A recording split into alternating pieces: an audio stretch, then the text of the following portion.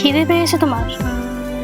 তুমি বসো, আমি তোমার জন্য খাবার নিয়ে আসছি। ইচ্ছে করছে ডাকতে, তার গন্ধে মেখে থাকতে, কেন সন্ধে সন্ধে নামলে সে পালায়। তাকে আটকে রাখার চেষ্টা আরো বাড়িয়ে দিচ্ছে তেষ্টা, আমি দাঁড়িয়ে দেখছি শেষটা জানলায়।